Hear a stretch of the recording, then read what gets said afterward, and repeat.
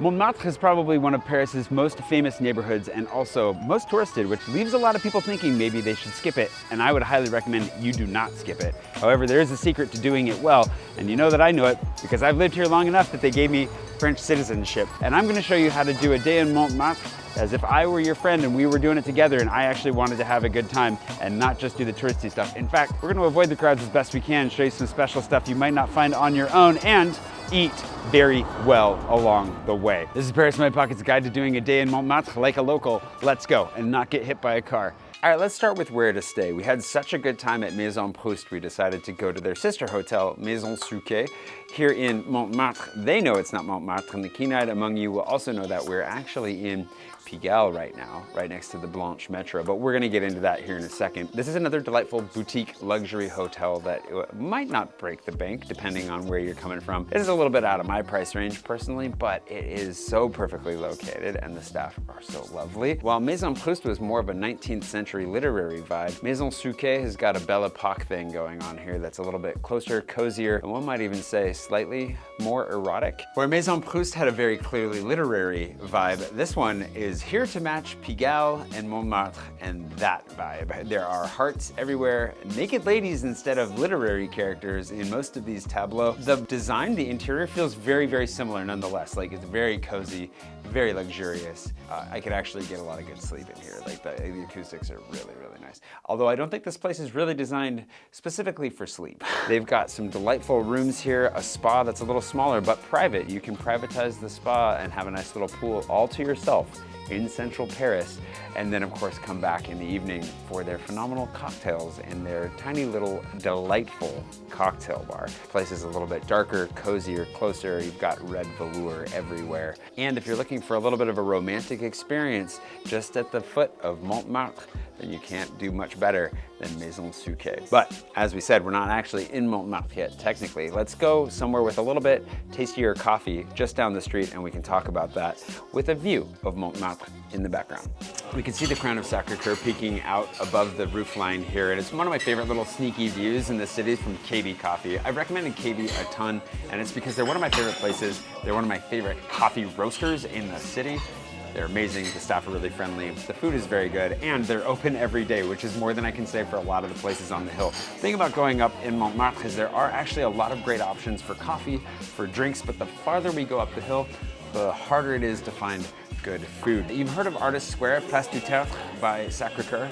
I wouldn't stay there to eat, and in fact today we're probably gonna skip it because you can find that on your own, and I'm here to show you something a little bit more off the beaten path. And ultimately that's the secret to enjoying Montmartre, is not to spend the entire day in Montmartre, which leads us to the tricky subject of where exactly does Montmartre start and end? And this will bring out the pedants as well, because there are gonna be times where I don't say Montmartre.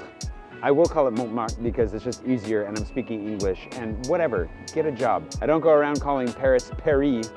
I have some self-respect. Montmartre is a defined neighborhood that ends halfway down the hill on the north side. Despite this clarity, you'll find plenty of people and businesses outside these lines claiming to be in Montmartre, which blurs the lines quite a bit. Given that Montmartre was a suburb of Paris before being annexed under Napoleon III's grand renovations, and that the border between them was ultimately defined by the walls of the city, we'll start by drawing our line there. But part of what drives the vibes around here is precisely because that wall, le Mur des Fermiers Généraux, built in the late 1700s, ran directly between Paris and Montmartre, roughly along what is now the route for Metro Line 2. Unlike older walls of the city, this one wasn't built to defend against invading armies. As the name fermier or farmers implies, it was to impose taxes on inbound commercial goods. Thus, if you wanted to consume something like, oh, I don't know, wine, it was cheaper to do so on the outskirts of the city than within. And fortunately for Montmartre, winemaking was one of its main commercial activities. Suffice it to say, the further up you go on the hill, the more certain you can be that you are in Montmartre. And speaking of which, we should go see some of those famous sites, but we're gonna do so by avoiding the crowds. And we're gonna start by taking a right along Avenue Trudaine right here to get some really nice shots of Sacré-Coeur from a distance. And the kind of photos you won't get from the base of the church. The obvious routes are well trod and you can explore them to your delight, but I want to show you some spots for great photos of Sacré-Coeur at the park across from the Anvers metro station. This is a great spot for a photo of Sacré-Coeur framed over the roofs of Montmartre. We don't want to go directly up to the church from Anvers though, and I'll explain why in a minute. Let's head back to Rue des Martyrs and up the hill. Okay, we are officially in Montmartre now, and I thought I'd give you two options for coffee that are amazing for different reasons, but both have paid great attention to the details. Simple is the more recent of the two. Just up from Pigalle and below Pampin, they offer full meals and tons of unique pastries made in-house. This is a great location for some hipster vibes and quality coffee. Just a bit farther up the hill and closer to Sacré-Coeur, also along a route that will help us to dodge the infamous scammers, is Clove. Clove is as mom and pop as it gets. Opened by a Franco-American couple, Ella and Florent, they not only brew perfect cups of coffee all day long, but Ella made the cups herself. It's a local favorite and where you'll get your cozier neighborhood vibes. Of course, on the way up the hill, we might want to, get some carbs, and great carbs plus fat equals croissant. Bam bam, the bread's so nice they named it twice. This place is a great spot to stop, also for a sandwich if you need one along the way. They have fresh orange juice, and of course, I got the pain au chocolat. You can grab a croissant. I grabbed a croissant here last time I was here. This is gonna keep us going. Now, if you've watched our video on how to do a layover itinerary, like 6-hour layover, we did do a sprint through here and went to the left, but instead we're gonna go straight up the hill and get ourselves a little bit more coffee, maybe if we go by Clove. And then of course we gotta talk about some scams. But before we get scammy, let's talk about Rue d'Orsel for a second. We're gonna give you more shopping options later, but while you're here enjoying your croissant or your pain au chocolat, maybe instead of sprinting up the hill, you might wanna do a little bit of window shopping because there's some really nice little shops, like some women's and men's clothing, vintage stuff. There's a skate shop. It's a cute little street that they pedestrianized in the last couple of years, so you can take your time, just don't get hit by a bike. And pick out some stuff that maybe if you're here too early and they're not open yet, you can come back later, or I don't know, buy yourself something nice. All right, let's take this as a moment to acknowledge that we have some alternative options for you here in our pre-planned itinerary that we put together, and we're gonna sell for like 40 or 50 bucks, but we decided to bundle it in our Guide Plus. If you didn't know that I have a guide to Paris, my guide is all my recommendations, a ton of articles on coming to Paris, where to stay, what to do, how to avoid scams, and then an interactive map that ties it all together to make it really easy to find things like the photo spots of Sacré-Coeur that we're showing you today. The Guide Plus is a bundle of all the pre-made itineraries that we made and we're gonna sell individually, but now we're bundling for you, as well as some exclusive partnerships that are gonna be rolling out over the coming months, starting with Le Walk, an app you can download right now. It's an AI-powered walking tour that does audio guides for Paris in my voice. Well, they've got other guides as well, but if you want to get the ones that are in my voice that I have written myself, gone out, tested, and found to be really fun, you can only get it through upgrading your guide to Guide Plus. Once you have that, download the Le Walk app, totally free, and then you'll have access to my walking tours. There's one on the river in the center of Paris, there's one on Canal Saint-Martin, hunting space invaders, and another in my favorite park in the city, far, far away from the tourists, sharing all the secrets of what life is really like in Paris. If you want to get all of that, you can do it right now by going to parisinmypocket.com, get the guide and the Guide Plus as a bundle. You pay for it once, and everything that we add to it over the coming years is gonna be yours forever, or at least until like the internet goes down or like whatever happens, but you get it. Let's keep going. While Sacré-Coeur, the church itself, is very worth a visit, going up around the sides of the hill tend to be a little bit nicer. One,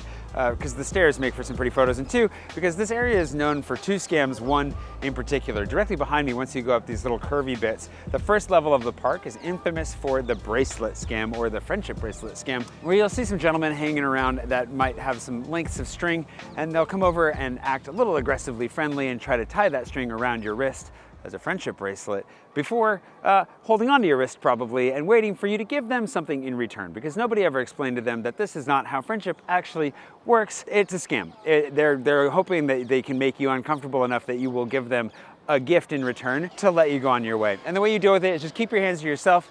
You can say no very firmly, no merci. If you speak French or you're confident in memorizing this, you say, je suis d'ici, mec, which just means I'm from here, dude. It's like, je suis d'ici, mec. If you can say that and keep walking, like, they will definitely leave you alone if you happen to go up this way. The other scam that we've seen a little bit more regularly here that normally we see down on the river is the clipboard scam, which is where there is a group of people with flimsy cardboard clipboards and some really badly printed paper on them that they'll come and pretend they're deaf and shove the paper in your face and ask you if you'll write down your information, because apparently it feels like a petition, and then once you're done writing down the information, they'll ask you for money, it becomes a very awkward social situation that makes absolutely no sense. Why do they need your address if they just want some change? It's also a scam. They're not deaf, they're just trying to get some money out of you. And those ones you want to watch out for a little extra because they can double as pickpockets. If there's not enough going on with the clipboards, they might just come back around and give you a little bit of a bump. So pay attention to that. Why the cops don't do anything about it is still beyond me. During the Olympics, they cleaned all this up and we didn't have to deal with it, but they are definitely back in force. And of course, the third scam, while we're on scams, and the reason we didn't come up directly from Anvers, the metro, is because that's where you're gonna find a little bit of pickpockets, but also you'll see the 3-cup Monty, where guys are playing a gambling game that looks very obvious you could totally win, but you cannot and you will not. And we got way more into scams here than I intended to.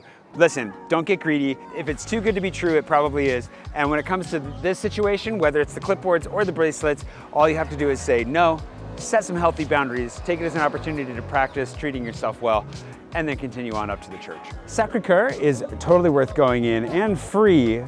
If you see a line going through here and somebody tries to sell you a ticket, do not buy it.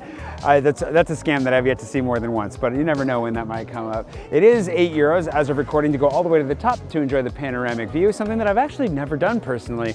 Kind of holding on to for a special occasion on that one. Maybe we'll come back to it in the future. But if you go in, take a view, and then make sure to take advantage of the view from the top of these stairs behind me as you walk out. Makes for some phenomenal photos.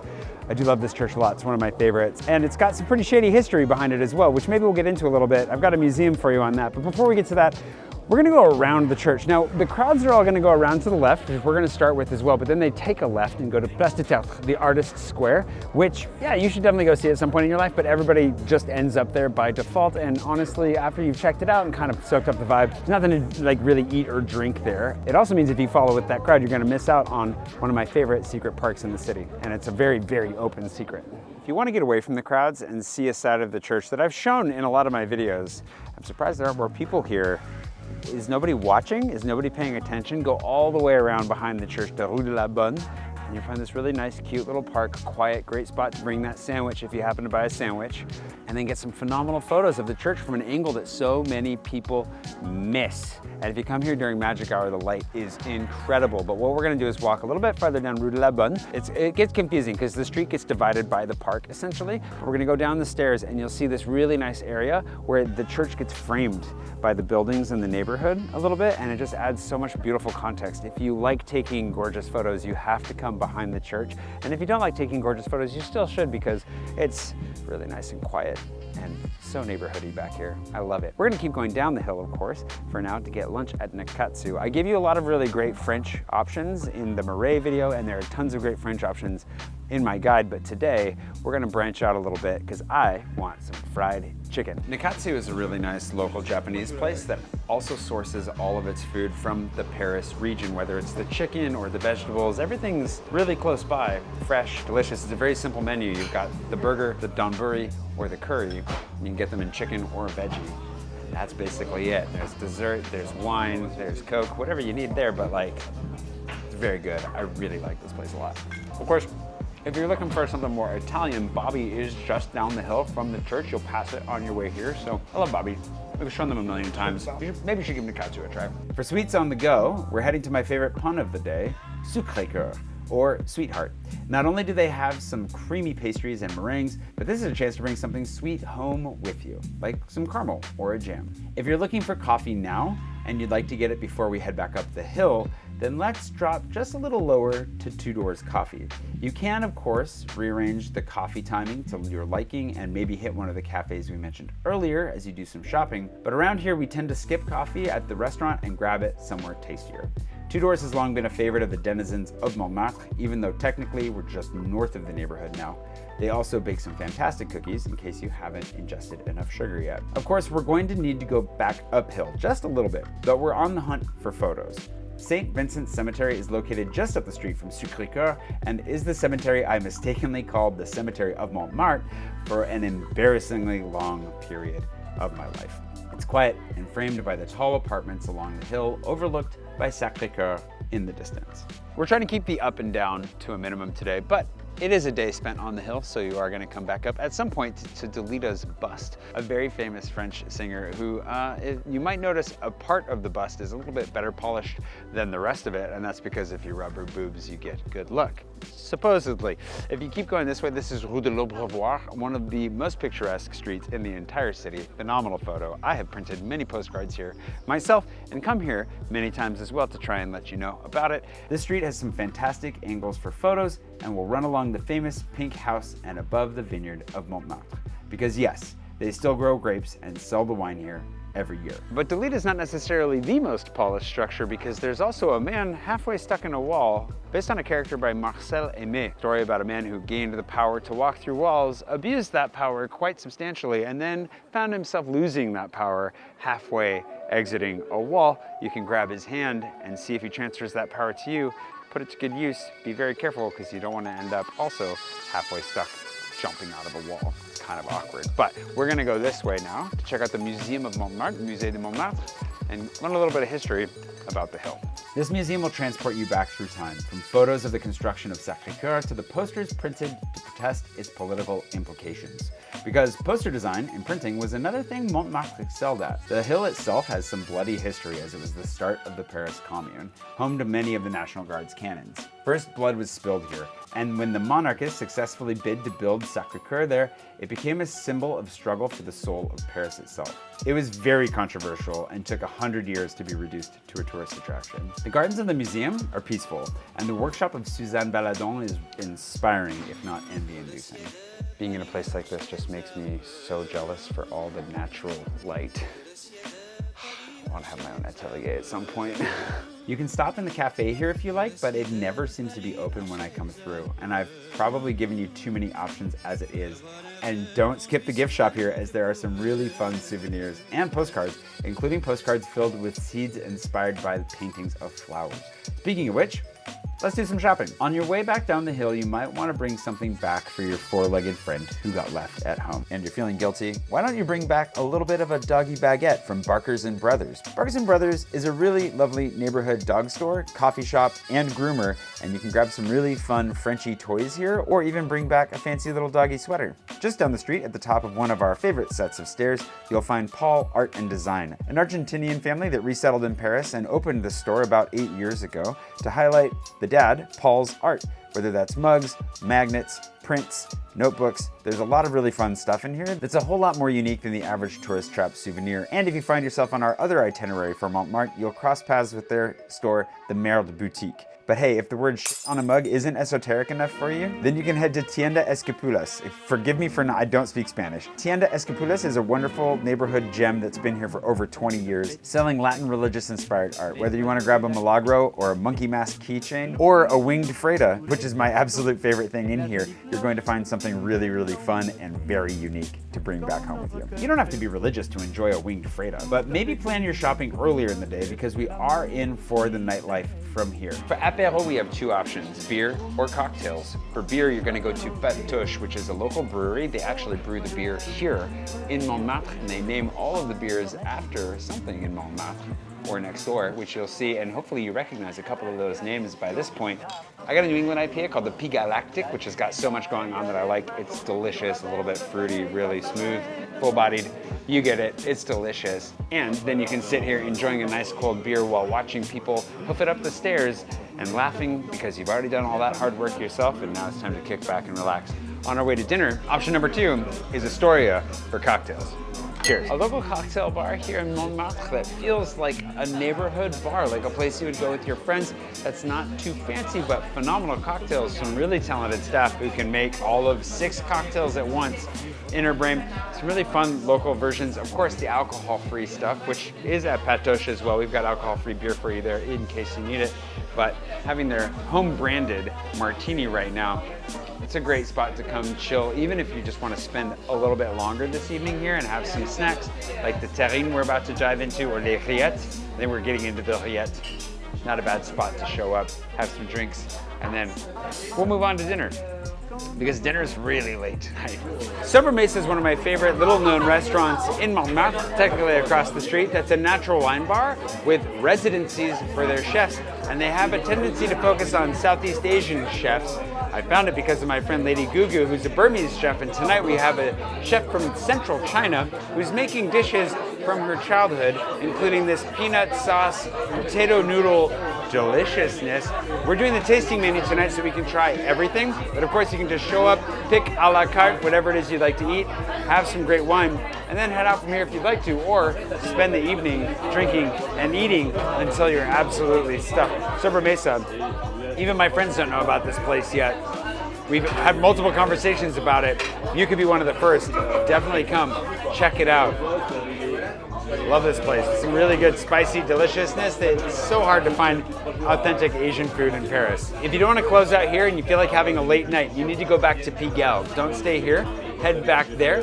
2 divey bars that'll get you started before you end up who knows where. Maybe the cocktail bar at Maison Souquet. I mean, if you want to meet some locals in a great spot, like really a lot of red velour, you could do that. But before you head there, head to Bar à Boule, the bar right behind Moulin Rouge. That's going to be nice, fun, vibey, light party vibes, or a dive bar that's going to be rammed with locals. It's going to be Le Boucan, one of my favorite local spots to go. Have a nice drink with some really great bartenders. Nothing fancy, but lots of fun. Of course, if we jump the queue today and you're wondering, like, what should I do with my first 2 days in Paris? Like, I want to see way more of the city.